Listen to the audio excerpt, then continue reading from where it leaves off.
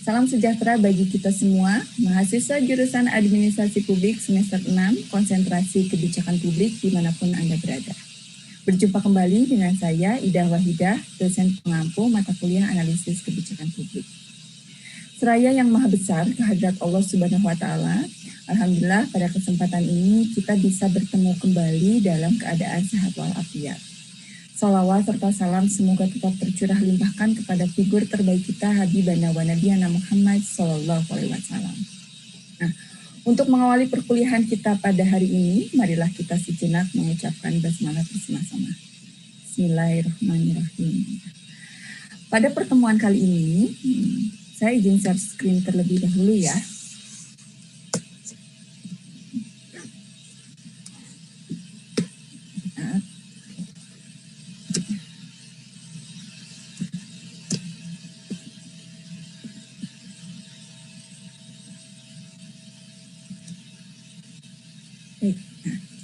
Pada pertemuan kita hari ini, kita akan membahas mengenai proses perumusan kebijakan. Proses perumusan kebijakan ini adalah proses yang sangat penting dalam seluruh rangkaian proses kebijakan, di mana keberhasilan ataupun kegagalan proses perumusan kebijakan ini akan sangat berpengaruh terhadap proses-proses selanjutnya. Misalnya ada implementasi dan evaluasi, bahkan bisa jadi pada perubahan kebijakan. Nah, oleh karena itu, proses perumusan itu harus dilakukan sebaik-baiknya, sehingga dapat melahirkan atau menghasilkan sebuah kebijakan yang baik pula. Nah, sebelumnya, saudara perlu mengetahui nih capaian pembelajaran kita pada hari ini. Nah, untuk capaian mata kuliah, saya pikir untuk inisiasi 1 sampai inisiasi 16 ini kita sama. Mahasiswa mampu memahami dan menjelaskan kembali konsep pokok, metode analisa kebijakan publik, dan bagaimana mengaplikasikan proses kebijakan publik. Nah, untuk capaian pembelajaran kita pada pertemuan kali ini, yaitu mahasiswa mampu menganalisa proses perumusan kebijakan publik, di mana di dalamnya ada desain, ada adopsi dan legitimasi kebijakan. Tentunya indikatornya itu ya ada model perumusan kebijakan, aktor-aktor dalam arena perumusan kebijakan, desain kebijakan, adopsi kebijakan, dan legitimasi kebijakan. Nah, sebelum masuk ke dalam proses perumusan kebijakan, saya akan mengajak saudara-saudara untuk berpikir. Apa yang saudara pikirkan setelah melihat gambar ini? Di sini ada 2 gambar, gambar 1 dan gambar 2. Kira-kira apa yang saudara pikirkan? Saya pikir saudara-saudara pasti beragam ya pemikirannya. Apakah mempunyai penilaian negatif atau positif setelah melihat gambar ini, saya tidak tahu. Tapi setidaknya saya mungkin mengasumsikan nih dari seluruh partisipan yang hadir pada hari ini, pasti ada yang mempertanyakan hadirnya pemerintah. Kemana pemerintah? Nah, wah, apakah ini kebijakannya yang salah? Atau bisa jadi saudara berpikir jangan-jangan masyarakatnya aja yang banyak ulah ketika melihat gambar nomor 1 dan gambar nomor 2. Saya tidak tahu ya. Nah, untuk tindak lanjutnya setelah saudara-saudara melihat gambar nomor 1 dan nomor 2 ini, kira-kira apa nih? Sebagai seorang kebijakan publik atau sebagai seorang pembuat kebijakan, tentunya pasti berpikir tindak lanjutnya apa? Kira-kira apa yang harus saya lakukan? Kalau misalnya kebijakannya sudah ada, kira-kira melihat gambar nomor 1 untuk masalah pembebasan lahan, kebijakannya sudah ada. Namun dilihat tidak efektif. Apakah perlu ada reformulasi lagi kebijakan misalnya? Atau misalnya saudara berpikir wah ini belum ada kebijakan nih untuk mengatasi permasalahan yang terlihat pada gambar nomor 2 misalnya. Apakah perlu ada formulasi kebijakan atau perumusan kebijakan gitu. Nah, di sini kita akan membahas mengenai formulasi kebijakan. Kira-kira proses formulasi kebijakan itu apa sih? Di minggu sebelumnya, saya sudah membahas mengenai proses formulasi kebijakan berkaitan dengan identifikasi masalah kebijakan dan penyusunan agenda. Dan hari ini kita akan membahas mengenai perumusan kebijakan yang berkaitan dengan policy formulation. Apa itu formulasi kebijakan? Formulasi kebijakan adalah proses kebijakan di mana serangkaian tindakan yang relevan sehubungan dengan adanya masalah publik yang sebelumnya tentunya sudah diidentifikasi dan masuk dalam tahapan agenda setting atau agenda kebijakan. Jadi, tindak lanjut dari proses agenda setting sehingga masuk ke dalam tahapan selanjutnya, perumusan kebijakan. Tentunya setelah masuk ke dalam perumusan kebijakan, kita akan mencari opsi-opsi alternatif yang relevan terkait dengan masalah yang diajukan. Sudah selesai dalam proses perumusan kebijakan, tentu kita akan masuk ke dalam tahapan selanjutnya, yaitu pengesahan kebijakan. Nah, tahapannya apa saja sih dalam formulasi kebijakan? Langkah-langkahnya apa saja? Yang pertama itu adalah pengajuan persoalan. Nah, pengajuan persoalan ini kita akan menentukan masalah apa yang diajukan. Tentunya yang sudah masuk ke dalam masalah kebijakan. Bukan masalah publik, tetapi masalah kebijakan. Nah, setelah menentukan persoalan, di sini adalah mengajukan masalah, kita akan masuk ke dalam penentuan tujuan. Tujuannya apa? Kita mau memformulasikan sebuah kebijakan. Penting sekali nih untuk sebuah tujuan dalam langkah formulasi kebijakan. Nah, setelah menentukan tujuan, kita akan merumuskan alternatif apa yang relevan. Tentunya dalam proses perumusan alternatif ini banyak sekali opsi-opsi alternatif yang dianggap relevan. Karena apa? Karena dalam arena perumusan kebijakan ini banyak sekali aktor-aktor yang terlibat. Nah, di sini penting sekali penyusunan model setelah penyusunan alternatif. Karena untuk menentukan kira-kira model mana yang dipilih oleh pembuat kebijakan atau perumus kebijakan dalam memformulasikan kebijakan ini. Nah, setelah menyusun model, tentu juga kita penting sekali menentukan kriteria. Biasanya kriteria ini ditentukan untuk menjadi parameter atau alat ukur alternatif mana yang paling baik di antara alternatif-alternatif yang baik. Nah, proses yang terakhir itu adalah penilaian alternatif. Jadi dinilai, karena tadi saya sampaikan di tahap nomor 3 ini, tentu pasti ada banyak opsi-opsi alternatif. Nah, di tahapan yang ke-6, kita menilai alternatif mana yang paling baik. Tentu dengan menggunakan parameter kriteria tadi. Nah, di sini kita akan membahas dulu berkaitan dengan pengajuan persoalan. Sebetulnya di pertemuan sebelumnya, di minggu ketiga, saya sudah membahas ya mengenai pengajuan persoalan. Itu berkaitan dengan agenda kebijakan. Nah, apa itu agenda kebijakan? Ya, agenda kebijakan itu tuntutan dari masyarakat berupa berbagai masalah agar pemerintah ini memberikan perhatian yang serius untuk mengatasinya. Bahkan, menurut Anderson, tidak semua tuntutan ini mendapatkan perhatian yang serius dari pembuat kebijakan. Tentunya di sini terlihat sekali, nih, ada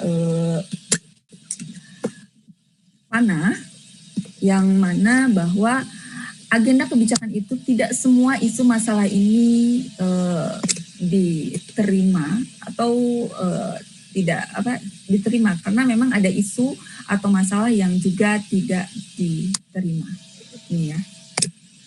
Nah, kemudian untuk pengajuan persoalan sendiri sebetulnya menurut William M. Dunn itu ada juga dengan cara menstrukturisasikan sebuah masalah atau mengklasifikasikan. Ini terlihat ada berkaitan dengan struktur masalah yang mana masalah ini mempunyai struktur yang baik. Kemudian ada yang kedua ini masalah yang agak mempunyai struktur yang baik, atau bahkan ini masalah yang tidak mempunyai struktur. Nah, ini bisa dilihat dari unsur-unsurnya sebetulnya. Kira-kira unsur-unsurnya itu apa saja untuk kita bisa melihat bahwa ini masalah masuk ke dalam struktur baik, agak terstruktur atau bahkan tidak terstruktur gitu. Ya, kita bisa melihat dari unsur-unsurnya seperti ya pembuat kebijakannya, alternatifnya, nilainya, dampaknya, dan berkaitan dengan konsensus. Misalkan berkaitan dengan pembuat kebijakannya, ini bisa dilihat nih dari struktur masalah atau masalah yang tidak terstruktur. Nah, misalnya untuk dilihat dari pembuat kebijakannya itu bisa banyak. Kemudian bisa dilihat dari konsensusnya misalnya tidak dapat dihitung. Nah, ini sebelumnya kan sudah saya bahas ya untuk bagaimana menstrukturisasikan sebuah permasalahan dan contohnya. Nah, atau bahkan untuk pengajuan persoalan itu bisa juga menggunakan teori multiple streams atau sering disebut dengan teori aliran berganda. Nah, atau juga saya itu sering menyebutnya itu adalah proses konvergensi. Ini aliran yang datang secara bersamaan. Di sini ada arus masalah, arus kebijakan, dan arus politik. Di mana di aliran ini adalah arus datang secara bersamaan. Di mana ini sangat membuka sekali untuk masalah itu masuk ke dalam agenda kebijakan dan masuk ke dalam proses selanjutnya yaitu formulasi kebijakan gitu. Nah, aliran ini mendapat respon yang positif dari pakar kebijakan dan sudah banyak sekali penelitian yang sudah melakukan atau membahas aliran ini. Nah, ini ya untuk pengajuan persoalan. Saya singgung sedikit karena memang dalam formulasi kebijakan untuk tahapan yang pertama itu adalah pengajuan persoalan. Nah, slide selanjutnya. Sebentar.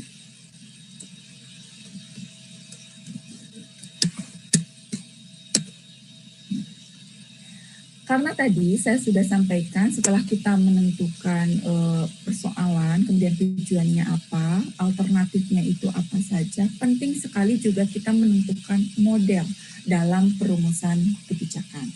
Nah, model dalam perumusan kebijakan ini banyak sekali, bermacam-macam sekali, dan ini menurut Thomas Erkey.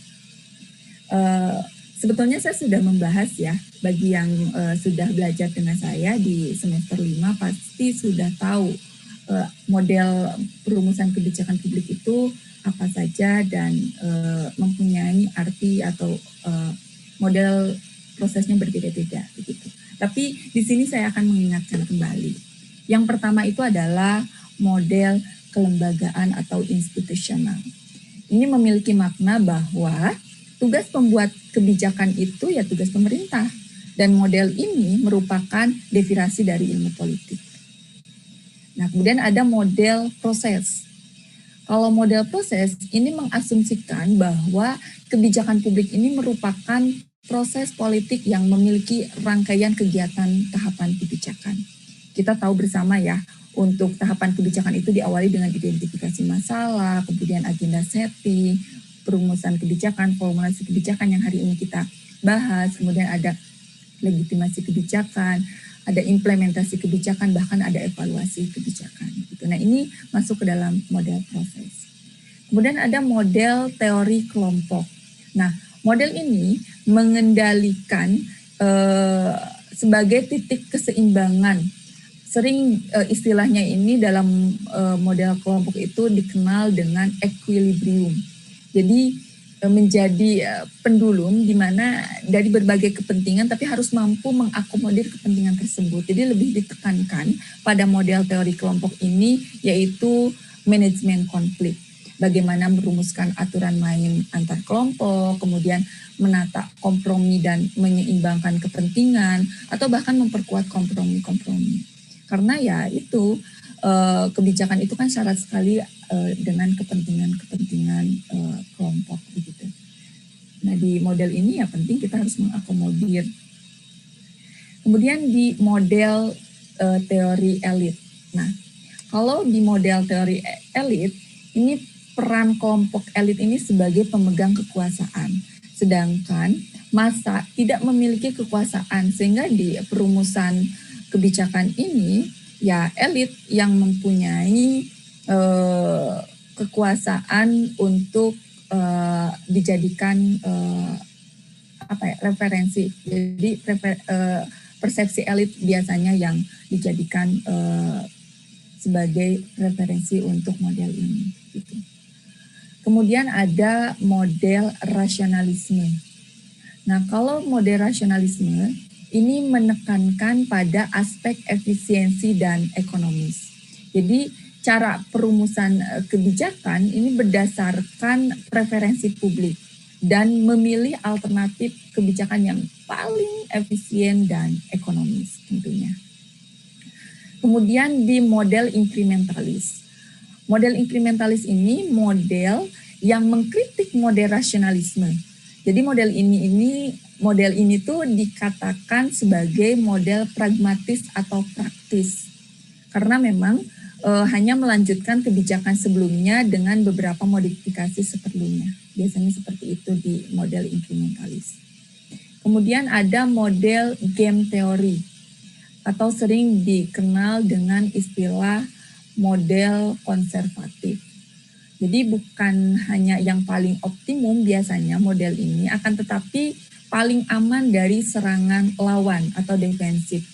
Sehingga tingkat konservatismenya ini tinggi. Nah, sebetulnya konsep game teori ini tuh berasal dari disiplin ilmu matematika.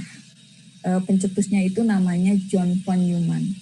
Namun seiringnya berjalan, game teori ini diadopsi oleh disiplin ilmu lain, ya tentunya di tahapan perumusan kebijakan publik ini yang mengadopsi teori game teori permainan ini atau game teori ini. Jadi di model perumusan kebijakan publik juga ada model game teori. Kemudian ada model sistem. Nah, kalau model sistem ini, kebijakan publik ini merupakan hasil atau output dari sistem politik. Dan yang selanjutnya ini model pilihan publik.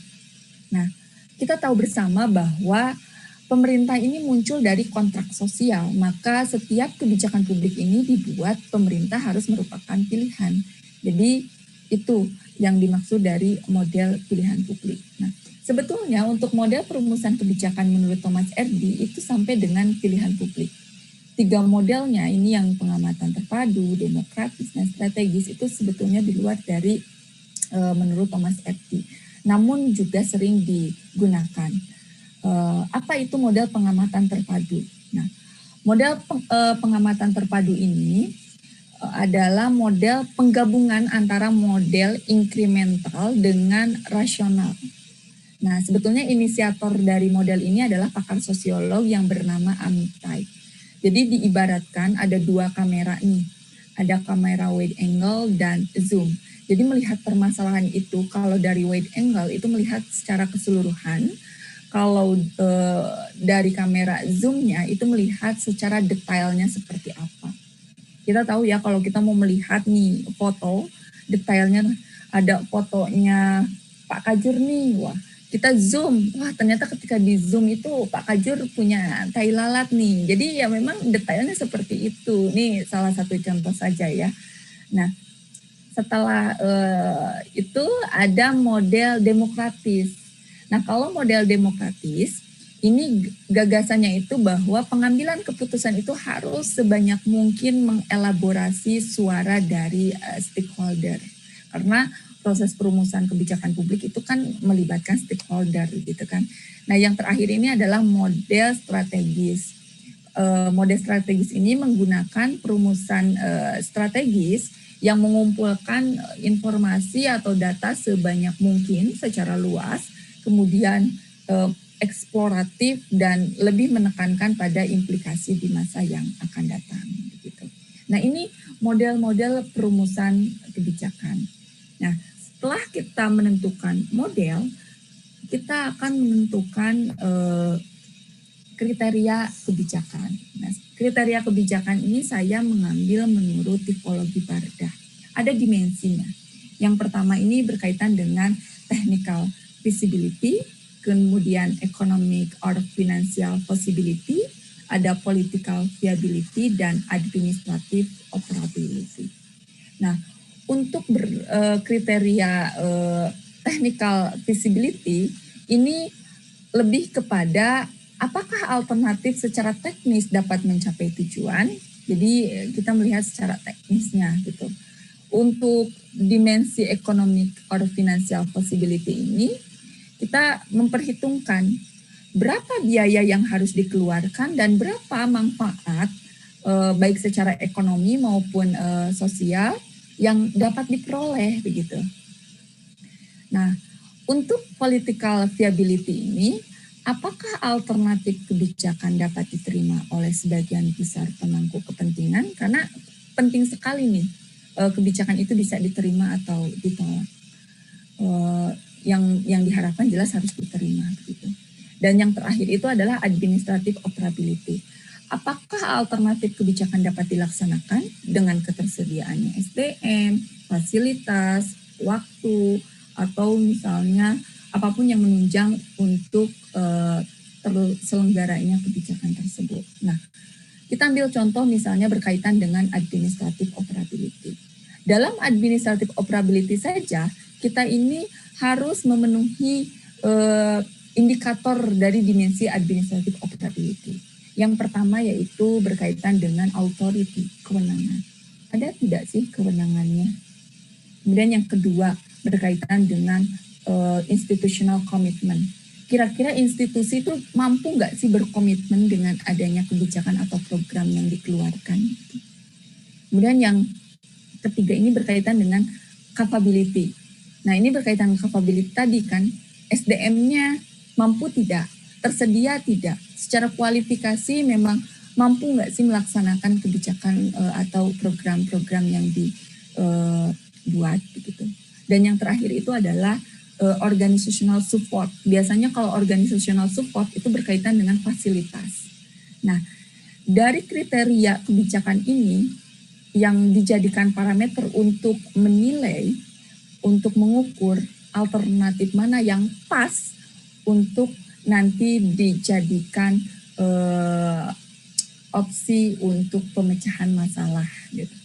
Nah, ini penting sekali. Maka di tahapan selanjutnya dengan menggunakan kriteria kebijakan kita bisa menilai alternatif mana yang baik, benar, dan pas dalam proses perumusan kebijakan. Nah, di sini ada aktor dalam perumusan kebijakan. Banyak sekali aktor yang terlibat. Yang pertama ada legislatif, eksekutif, kemudian badan-badan administratif atau birokrasi, kemudian ada badan pengadilan, kelompok kepentingan, partai politik, kemudian ada warga secara individu, organisasi penelitian, dan media massa. Nah, kira-kira nih, saudara-saudara masuk ke dalam aktor yang mana? Kira-kira nih, saya masukkan ke organisasi penelitian ya, karena memang kita sebagai akademisi, kemudian juga saudara sudah semester 6, saya pikir sudah tergugah nih untuk melakukan penelitian-penelitian, yang kemudian ini bisa bisa ikut andil atau berkontribusi penelitian kita ini untuk bagaimana merekomendasikan kebijakan-kebijakan yang baik itu seperti apa. Kita asumsikan kita masuk ke dalam organisasi penelitian. Nah, mudah-mudahan saudara nanti tergugah nih untuk selalu melakukan penelitian gitu ya. Nah, ini aktor dalam perumusan kebijakan. Selanjutnya unsur desain kebijakan. Seberapa penting desain dalam sebuah kebijakan? Saya pikir ini penting sekali. Kenapa? Ya kita kalau mau bikin rumah saja kan penting untuk desainnya seperti apa yang mampu menciptakan harapan gitu, yang mampu mewujudkan harapan kita. Kita mempunyai rumah pasti mempunyai ekspektasi gitu kan. Nah, begitupun dalam kebijakan, pasti kebijakan juga punya harapan atau ekspektasi untuk mencapai tujuan-tujuan dari kebijakan. Dan penting untuk didesain kebijakannya itu untuk menunjang tujuan tersebut. Ada unsur desain kebijakan. Yang pertama yaitu tujuan dan masalah yang akan dipecahkan. Penting sekali kita mengawalinya itu dengan menentukan sebuah tujuan. Nah, kemudian ada populasi atau sasaran kebijakan. Nah, ini bisa langsung ataupun tidak langsung gitu. Kemudian ada alokasi biaya dan manfaat. Ini bisa material ataupun non material. Kemudian ada sarana atau alat kebijakan. Ini bisa dipakai agar kebijakan ini bisa diterima. Jadi digunakan untuk strategi kebijakan itu bisa diterima, sarana atau alat kebijakan. Kemudian ada aturan-aturan. Nah, berkaitan dengan aturan-aturan, kita harus menentukan siapa yang harus melakukan apa, kemudian sumbernya apa, kemudian kepada siapa dan hambatannya apa. Nah, di aturan-aturan ini memang kita harus sedemikian rupa mengatur gitu. Jadi kita tahu siapa yang melakukan apa, sumbernya apa hambatannya, ini sudah dirumuskan dalam aturan. Gitu. Kemudian struktur implementasi. Struktur implementasi yang berkaitan dengan implementator. Siapa pelaksananya gitu. Kemudian ada rasionalitas. Ini berkaitan dengan logika sebetulnya, argumen sebab akibat, dan biasanya digunakan untuk alat retorika. Karena dengan kita merumuskan kebijakan, aspek rasionalitas itu penting sebagai alat retorika gitu. Salah satunya. Kemudian based to data juga. Kemudian yang terakhir itu adalah asumsi. Nah, biasanya asumsi ini menjadi dasar baik implisit maupun eksplisit. Jadi dengan asumsi kita bisa memprediksi apakah kebijakan ini bisa disetujui atau justru dipertentangkan gitu. Nah, ini unsur desain kebijakan. Selanjutnya berkaitan dengan proses adopsi atau legitimasi kebijakan. Apa itu adopsi kebijakan? Menurut Grover Starling mengatakan bahwa policy adoption is the policy feasible politically. Bahwa adopsi kebijakan lebih mempertanyakan sejauh mana kebijakan itu layak diterima secara politis.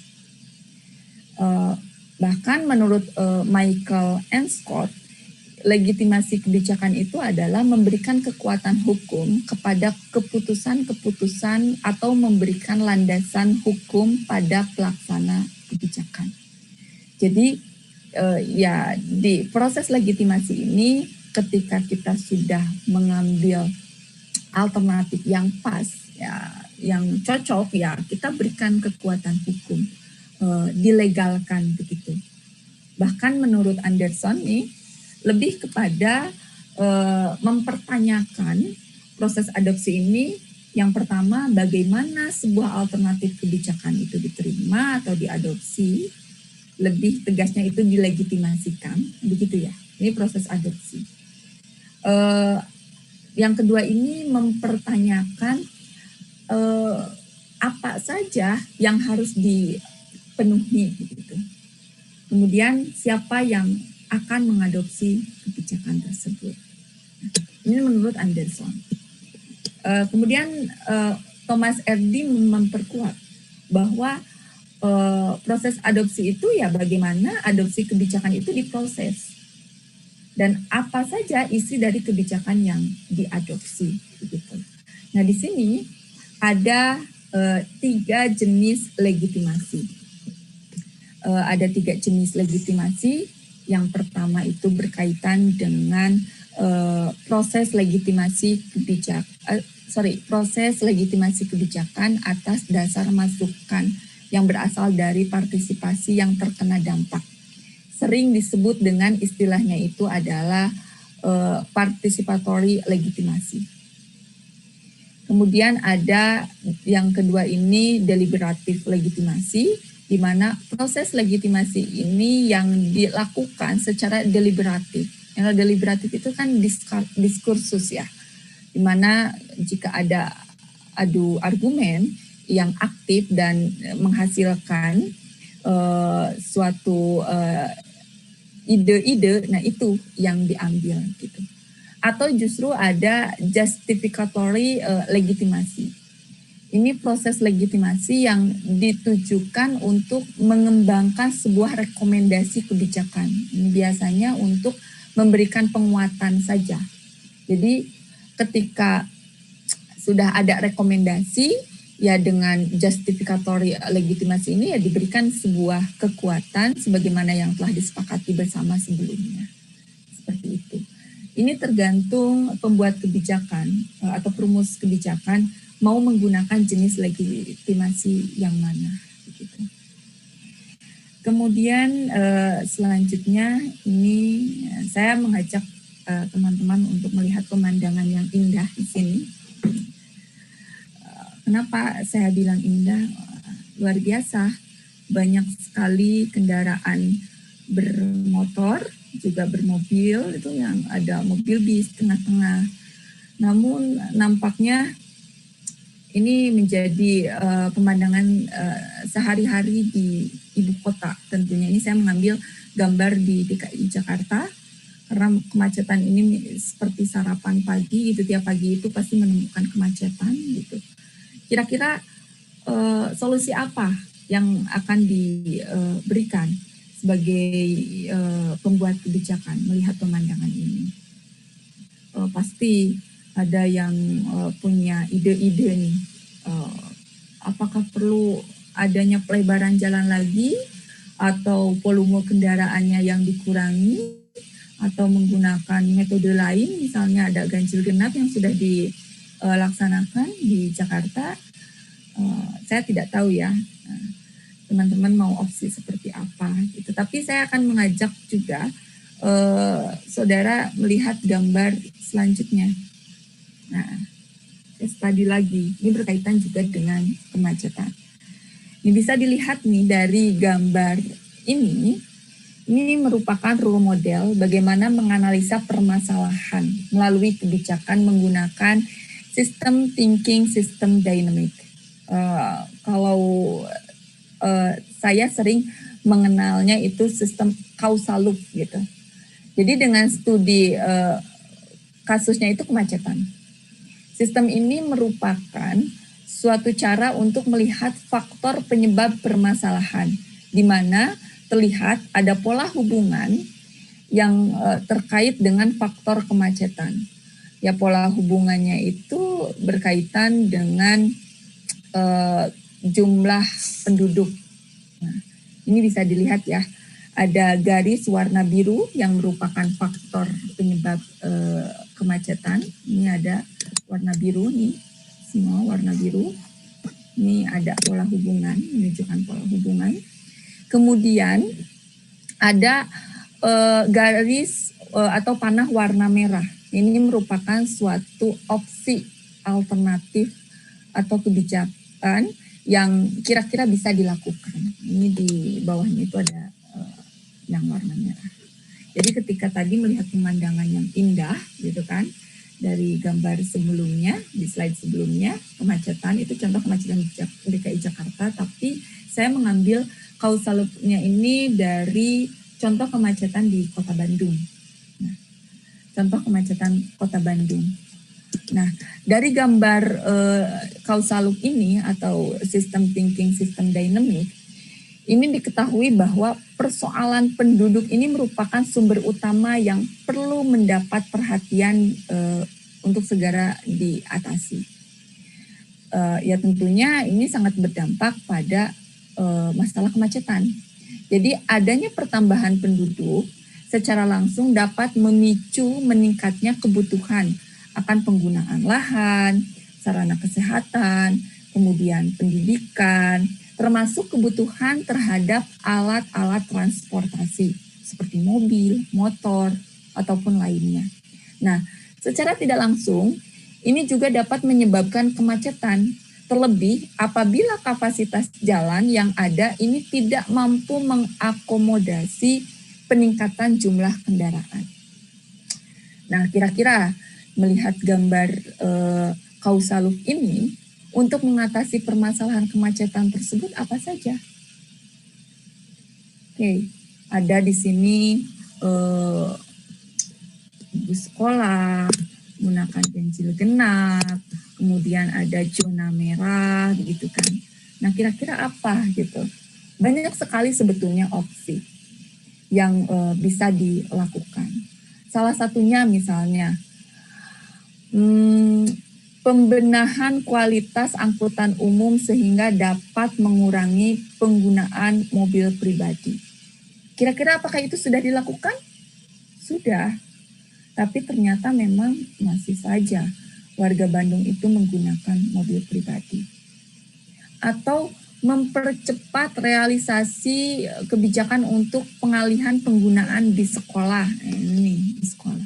Sudah Kota Bandung mewajibkan, bahkan menganjurkan, belum mewajibkan, menganjurkan untuk siswa itu menggunakan di sekolah. Tapi nyatanya apa?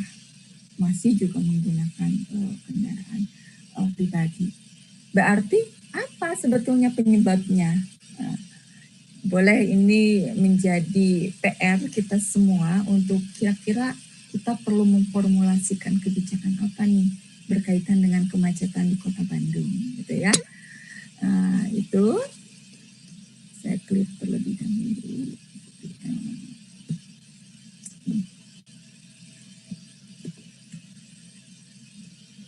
Nah, ini di sini saya sudah melakukan studi literatur dengan hasil literatur review menggunakan aplikasi atau tools Post Viewer sebagai bentuk analisis bibliometrik dengan data mining yang bersumber dari Science Direct, di mana analisis ini dibantu menggunakan aplikasi Mendeley. Jadi selama 4 tahun terakhir dengan keyword policy formulation yang berkaitan dengan masalah kemacetan tentunya terlihat dari tahun 2017 sampai dengan 2020 penelitian yang sudah dilakukan ini di pertengahan 2017 banyak sekali penelitian berkaitan dengan transportasi publik. Ini bisa dilihat ya, public transport. Dan di tahun 2020 justru sedikit penelitian yang membahas tentang public transport ini. Justru di tahun 2020 ini bisa dilihat oleh saudara, ini lebih kepada penelitian berkaitan dengan studi literaturnya itu bisa dilihat di topiknya itu resource allocation, ini berkaitan dengan perumusan kebijakan yang berkaitan dengan alokasi sumber daya. Jadi ini menggambarkan bahwa berkaitan dengan kemacetan di tahun 2020 itu masih sedikit yang meneliti. Nah, saya mengajak saudara-saudara sekalian semester 6 untuk ternyata di formulasi kebijakan ini bisa kita melakukan penelitian.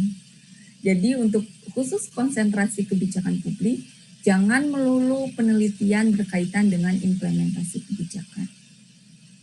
Apalagi menggunakan teori Edward III gitu kan. Wah, saya pikir itu tidak. Jadi ini membuka ide untuk saudara-saudara melakukan penelitian di proses perumusan kebijakan, khususnya misalnya kemacetan. Sebenarnya boleh topik apapun yang bisa diteliti oleh saudara-saudara. Nah, itu ya yang bisa saya sampaikan dalam perkuliahan kita hari ini, gitu kan. Jadi penting sekali sebagai perumus kebijakan ini kita melakukan perumusan kebijakan sebaik-baiknya, gitu. Apalagi kita suatu saat nanti sebagai lulusan administrasi publik UIN Sunan Gunung Jati Bandung,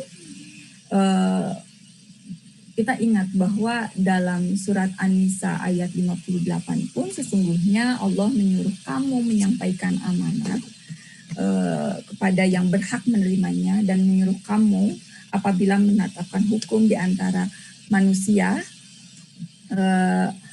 supaya kamu menetapkan dengan adil. Sesungguhnya Allah memberikan pengajaran baik kepada kamu, sesungguhnya Allah adalah Maha mendengar dan Maha melihat. Jadi memang kita mempunyai tanggung jawab moral nih sebagai nanti lulusan administrasi publik UIN Sunan Gunung Jati Bandung untuk bagaimana menyampaikan amanat kepada yang berhak menerimanya. Tentunya di sini adalah masyarakat untuk selalu menetapkan dengan adil. Jadi jangan sampai membuat perumusan kebijakan publik itu tidak dengan kehati-hatian. Kita harus lebih mempertimbangkan aspek keadilan. Gitu. Nah, mungkin itu ya yang bisa saya sampaikan. Saya mungkin juga akan menyampaikan bahwa dalam proses perumusan kebijakan publik ini kita dihadapkan dengan masalah. Bagaimana kita menyelesaikan masalah melalui kebijakan? Ini memang proses yang menyulitkan, melelahkan, memusingkan. Tapi jika masalah bisa selesai melalui kebijakan, ini tentunya membuat sesuatu yang bisa kita banggakan, bahkan membahagiakan, dan yang paling penting adalah memuaskan, gitu lah. Mungkin itu ya yang bisa saya sampaikan di pertemuan kita hari ini. Kita akan bertemu lagi di pertemuan yang akan datang, tentunya akan membahas tindak lanjut dari proses perumusan kebijakan publik.